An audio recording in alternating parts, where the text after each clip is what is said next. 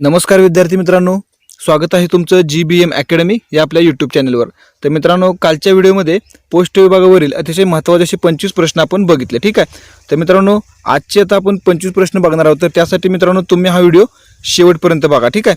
मित्रांनो, प्रत्येक प्रश्न हा महत्त्वाचा आहे। एकही प्रश्न जर तुमचा बघायचा राहून गेला तर तुमचा 1 मार्क गेला म्हणून समजा। तर त्यासाठी मित्रांनो तुम्हाला प्रत्येक प्रश्न हा काळजीपूर्वक बघायचा आहे। त्यासाठी व्हिडिओ हा तुम्हाला संपूर्ण बघायचा, ठीक आहे। तर मित्रांनो, आता आपल्या प्रश्नांना सुरुवात करूया।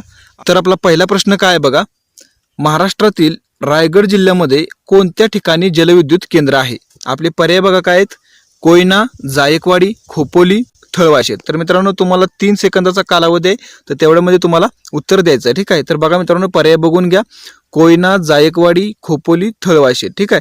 तर मित्रांनो याचं बरोबर उत्तर असणार आहे पर्याय क्रमांक 3 खोपोली। महाराष्ट्रातील रायगड जिल्ह्यामधील खोपोली या ठिकाणी जलविद्युत केंद्र आहे, ठीक आहे।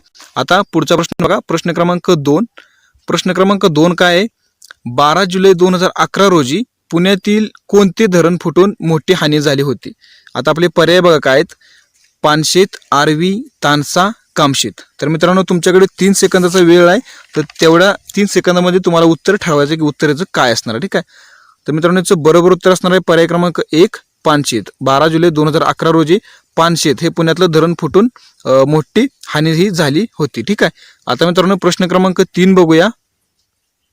प्रश्न क्रमांक 3 अतिशय महत्त्वाचा आहे मित्रांनो। प्रश्न काय बघा, कोणत्या जिल्ह्यात उनकेश्वर येथे गरम पाण्याचे झरे आढळतात? आपले पर्याय बघून घ्या, रायगड, सिंधुदुर्ग, यवतमाळ, नांदेड। पटकन उत्तर द्यायचं मित्रांनो, 3 सेकंदाचा वेळ आहे तुम्हाला, ठीक आहे। बघा पर्याय बघा, रायगड, सिंधुदुर्ग, यवतमाळ, नांदेड। तर मित्रांनो याचं बरोबर उत्तर असणार आहे पर्याय क्रमांक 3 यवतमाळ। यवतमाळ या जिल्ह्यामध्ये उनकेश्वर येथे गरम पाण्याचं झरं आहे, ठीक आहे। आता मित्रांनो प्रश्न क्रमांक 4 बघूया काय तो। तर बघा प्रश्न क्रमांक 4 असा आहे, चंद्रपूर जिल्ह्यातील सिंदेवाही तालुक्यात पाथरी नदीवर कोणते धरण आहे? आपले पर्याय काय आहेत, ताडोबा, गडमौसी, कसरला, असोलमेंढा। बघा मित्रांनो 3 सेकंद आहेत तुमच्याकडे, तर काय उत्तर असणार आहे ते तुम्ही ठरवायचं, ठीक आहे। बघा पर्याय बघून घ्या, ताडोबा, गडमौसी, कसरला, असोलमेंढा। तर मित्रांनो याचं उत्तर असणार आहे पर्याय क्रमांक 4 असोलमेंढा। चंद्रपूर जिल्ह्यातले सिंदेवाही तालुक्यामध्ये पाथरी नदीवर असोलमेंढा हे धरण आहे, ठीक आहे। आता प्रश्न क्रमांक 5 बघा। प्रश्न क्रमांक 5 असा आहे, अंधारी हे अभयारण्य महाराष्ट्रातील कोणत्या जिल्ह्यात आहे? पर्याय काय बघा, गडचिरोली, सातारा, चंद्रपूर, जळगाव। तर बघा मित्रांनो 3 सेकंद आहेत, 3 सेकंदामध्ये तुम्हाला उत्तर ठरवायचं आहे, ठीक आहे। बघा पर्याय बघून घ्या, गडचिरोली, सातारा, चंद्रपूर, जळगाव। तर याचे उत्तर असणार आहे पर्याय क्रमांक 3 चंद्रपूर। अंधारी हे जे अभयारण्य आहे ते महाराष्ट्रामधील चंद्रपूर या जिल्ह्यामध्ये आहे, ठीक आहे। प्रश्न क्रमांक 6 बघा आता, महाराष्ट्र औद्योगिक विकास महामंडळाची स्थापना कधी झाली? बघा प्रश्न अतिशय महत्त्वाचा आहे, महाराष्ट्र औद्योगिक विकास महामंडळाची स्थापना कधी झाली? महाराष्ट्र औद्योगिक विकास महामंडळ म्हणजेच MIDC, ठीक आहे। त्याची स्थापना कधी झाली असं विचारलं आहे। आपले पर्याय काय आहेत बघा, 1951, 1972, 1962, 1970। तर मित्रांनो तुमच्याकडं 3 सेकंद आहे, तर 3 सेकंदामध्ये तुम्हाला उत्तर ठरवायचं आहे, ठीक आहे। तर मित्रांनो बघा उत्तराचा असणार आहे पर्याय क्रमांक 3 1962। महाराष्ट्र औद्योगिक विकास महामंडळाची स्थापना झाली कधी? 1962। प्रश्न क्रमांक 7 असा आहे, चंद्रपूर जिल्ह्यातील कोणत्या ठिकाणी महाराष्ट्रातील ग्रामसेवक व ग्रामसेविका यांचे प्रशिक्षण केंद्र आहे? आता आपले पर्याय काय आहेत बघा, भद्रावती, घुगुस, परळी, शिंदेवाही। तर मित्रांनो 3 सेकंदामध्ये तुम्हाला उत्तर ठरवायचं आहे, उत्तर काय असेल ते, ठीक आहे। तर बघा भद्रावती, घुगुस, परळी की शिंदेवाही। तर मित्रांनो याचं बरोबर उत्तर असणार आहे पर्याय क्रमांक 4 शिंदेवाही। चंद्रपूर जिल्ह्यामधील शिंदेवाही या ठिकाणी महाराष्ट्रातील ग्रामसेवक आणि ग्रामसेविका यांचं प्रशिक्षण केंद्र आहे, ठीक आहे। आता मित्रांनो प्रश्न क्रमांक 8 बघू आपला काय आहे तो। तर बघा प्रश्न क्रमांक 8 असा आहे, अहमदनगर जिल्ह्यातील कळसुबाई या महाराष्ट्रातील सर्वोच्च शिखराची उंची किती आहे? बघा मित्रांनो उंची विचारले, महाराष्ट्रातलं सर्वोच्च शिखर आहे कोणतं? कळसुबाई। तर याची उंची विचारलेली आहे। आपले पर्याय काय आहेत, 1700 मीटर, 1646 मीटर, 1270 मीटर, 1580 मीटर। तर मित्रांनो हा प्रश्न अतिशय सोपा आहे, हा तुम्हाला आलाच पाहिजे। तर याचं उत्तर असणार आहे मित्रांनो पर्याय क्रमांक 2 1646 मीटर। अहमदनगर जिल्ह्यातलं जे कळसुबाई हे जे महाराष्ट्रातील सर्वोच्च शिखर आहे त्याची उंची 1646 मीटर आहे, ठीक आहे। तुमच्या लक्षात राहत नसेल तर फक्त 1646 मीटर एवढंच लक्षात ठेवा, म्हणजे तुमच्या लक्षात राहील 1646 मीटर। कळसुबाईची उंची किती आहे तर 1646, ठीक आहे। आता मित्रांनो आपला प्रश्न क्रमांक 9 बघूया। प्रश्न क्रमांक 9 असा आहे, महाराष्ट्र राज्य हातमाग महामंडळाचे मुख्यालय कोणत्या ठिकाणी आहे? आता पर्याय आपले काय आहेत बघा, नागपूर, मुंबई, पुणे, सांगली. तर मित्रांनो 3 सेकंदामध्ये तुम्हाला उत्तर बघायचे काय असणार आहे, तर नागपूर, मुंबई, पुणे, सांगली महाराष्ट्र राज्य हातमाग महामंडळाचे मुख्यालय. तर याचं उत्तर असणार आहे पर्याय क्रमांक 1 नागपूर. महाराष्ट्र राज्य हातमाग महामंडळाचं मुख्यालय हे नागपूर या ठिकाणी आहे. ठीक आहे. आता आपला 10वा प्रश्न बघूया काय आहे तो. प्रश्न क्रमांक 10 असा आहे, भारतातील विक्रम हे सर्वात पहिले उपग्रह दळणवळण केंद्र पुणे जिल्ह्यातील जुन्नर तालुक्यात कोणत्या ठिकाणी आहे? तर याचं बघा पर्याय काय आहेत, वडू, भाटघर, जेजुरी, आर्वी. तर मित्रांनो प्रश्न खूप सोपा आहे, तुम्हाला 3 सेकंदामध्ये प्रश्नाचं उत्तर ठरवायचं. ठीक आहे. बघा पर्याय बघा आपले बघून घ्या, वडू, भाटघर, जेजुरी, आर्वी. तर मित्रांनो याचं बरोबर उत्तर असणार आहे पर्याय क्रमांक 4 आर्वी. भारतातील विक्रम हे सर्वात पहिले उपग्रह दळणवळण केंद्र पुणे जिल्ह्यामधील जुन्नर तालुक्यात आर्वी या ठिकाणी आहे. ठीक आहे. आता आपला 11वा प्रश्न बघूया काय तो.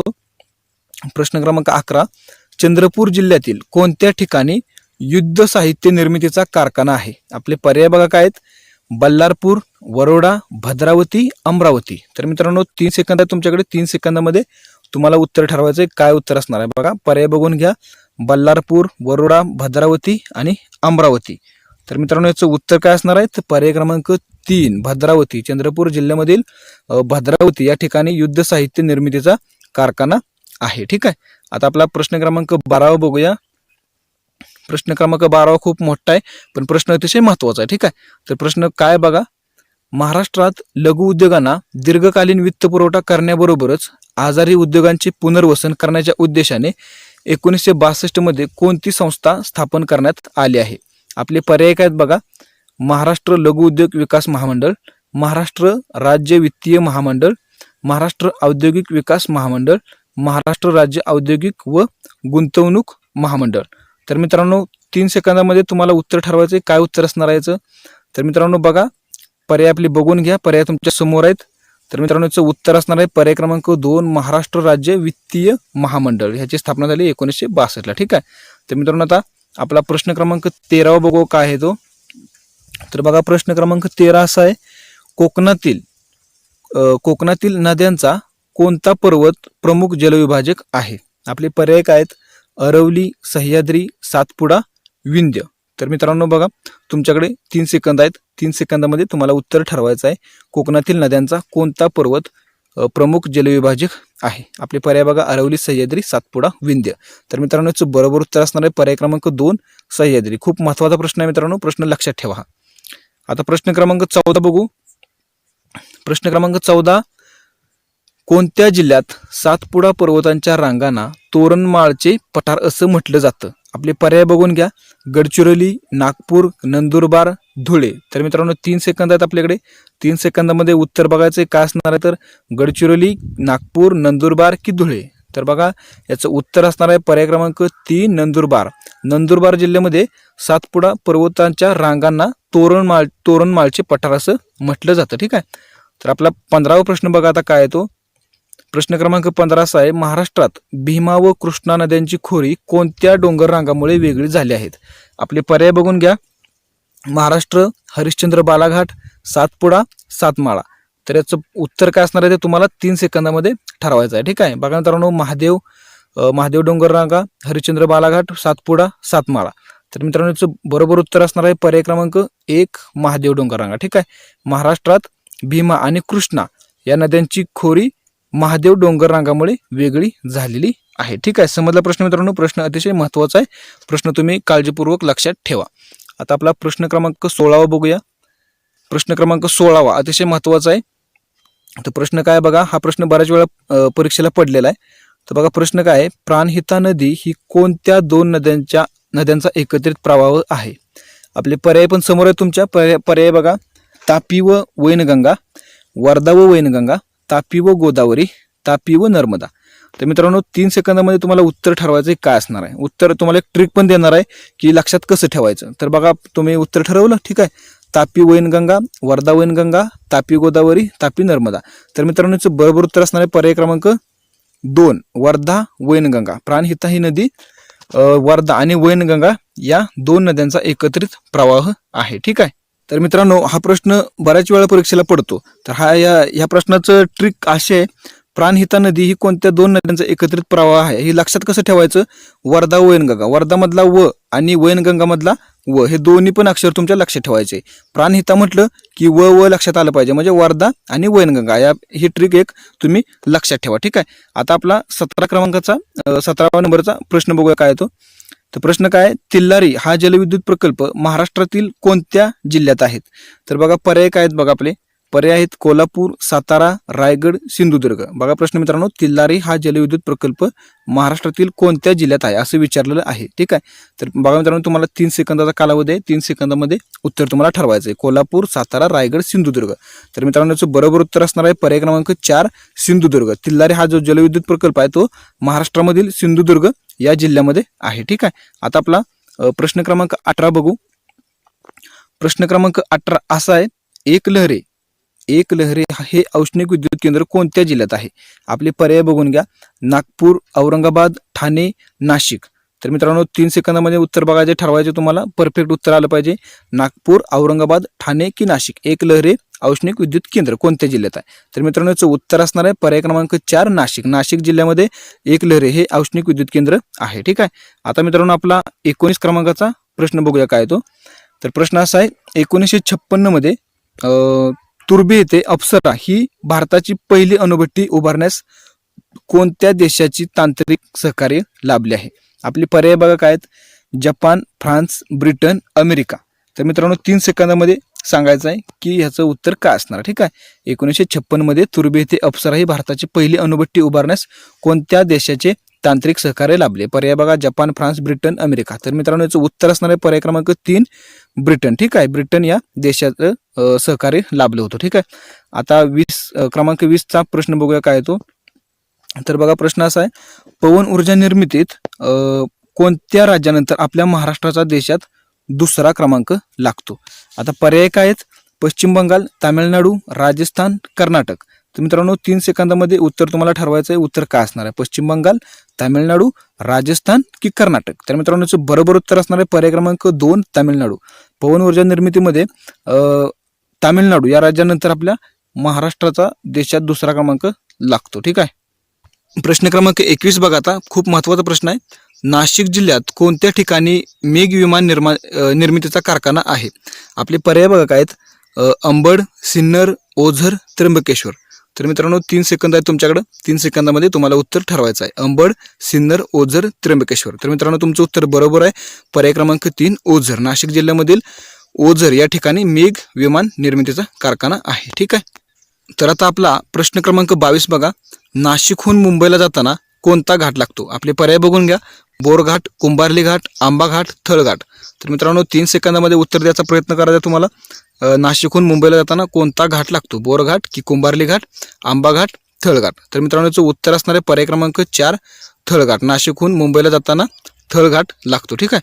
आता मित्रांनो आपला प्रश्न क्रमांक 23 बघूया. प्रश्न क्रमांक 23 असा आहे, उष्ण कटिबंधीय आर्द्र पानझडी वनामध्ये कोणता वृक्ष आर्थिकदृष्ट्या महत्त्वाचा आढळतो. मित्रांनो प्रश्न खूप महत्त्वाचा आहे. पर्याय बघा काय आहे, किंडल, आवळा, सागवान, आईन. तर मित्रांनो 3 सेकंदामध्ये तुम्हाला प्रश्नाचं उत्तर आलं पाहिजे. प्रश्न खूप सोपा आहे. या प्रश्नाचं उत्तर तुम्हाला यायला हवं. ठीक आहे. तर मित्रांनो याचं उत्तर असणार आहे पर्याय क्रमांक 3 सागवान. उष्ण कटिबंधीय आर्द्र पानझडी वनांमध्ये सागवान हा जो वृक्ष आहे हा आर्थिकदृष्ट्या खूप महत्त्वाचा आढळतो. ठीक आहे. आता प्रश्न क्रमांक 24 बघा. प्रश्न क्रमांक 24 असा आहे, महाराष्ट्राचा सर्वात मोठा बहुउद्देशीय जलविद्युत प्रकल्प कोणता. आपले पर्याय बघून घ्या, कोयना, भंडारदरा, उजनी, जायकवाडी. तर मित्रांनो तुम्हाला 3 सेकंद दिले जातील. तर 3 सेकंदामध्ये तुम्हाला उत्तर ठरवायचं आहे. प्रश्नाचं उत्तर काय असणार आहे बघा, कोयना, भंडारदरा, उजनी की जायकवाडी. तर मित्रांनो याचं उत्तर असणार आहे पर्याय क्रमांक 4 जायकवाडी. महाराष्ट्राचा सर्वात मोठा बहुउद्देशीय जलविद्युत प्रकल्प कोणता, तर जायकवाडी, जो की औरंगाबाद येथे आहे. हे पण तुम्ही इथं लक्षात ठेवा. हा कुठे आहे, औरंगाबाद येथे. उजनी धरण कुठे आहे, तर सोलापूरमध्ये. ठीक आहे. कोयना धरण साताऱ्यामध्ये आहे. आणि भंडारदरा हा जो प्रकल्प आहे हा अहमदनगर जिल्ह्यामध्ये आहे. ठीक आहे. हे पण तुम्ही लक्षात ठेवा. आता प्रश्न क्रमांक 25 आपण बघू. तर बघा प्रश्न क्रमांक 25 असा आहे, कोणत्या जिल्ह्यात सातपुडा पर्वतरांगांना गाविलगड टेकड्या म्हणून ओळखले जातात. तर आपले पर्याय काय आहेत बघा, औरंगाबाद, अमरावती, नागपूर, सातारा. तर मित्रांनो 3 सेकंदामध्ये तुम्हाला उत्तर ठरवायचे काय असणार आहे, औरंगाबाद, अमरावती, नागपूर की सातारा. तर मित्रांनो याचं उत्तर असणार आहे बरोबर पर्याय क्रमांक 2 अमरावती. अमरावती जिल्ह्यामध्ये सातपुडा पर्वतरांगांना गाविलगड टेकडे असं म्हणून ओळखलं जातं. ठीक आहे.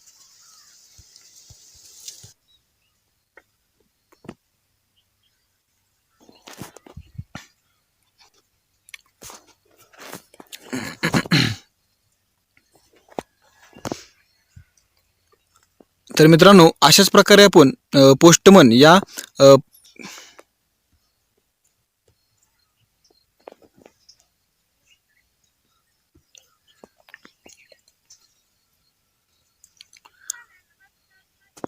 तर मित्रांनो अशाच प्रकारे पोस्ट विभागाच्या भरतीसाठी रोज आपण 25 प्रश्न आपल्या या यूट्यूब चॅनलवर टाकणार आहोत. तर त्यासाठी मित्रांनो तुम्ही जर अजून आपल्या चॅनलला सबस्क्राईब केलं असेल तर लवकरात लवकर सबस्क्राईब करून घ्या, म्हणजे तुम्हाला हे जे रोजचे 25 प्रश्न आहेत ते बघायला भेटतील. ठीक आहे. तर मित्रांनो व्हिडिओ शेवटपर्यंत बघितल्याबद्दल धन्यवाद.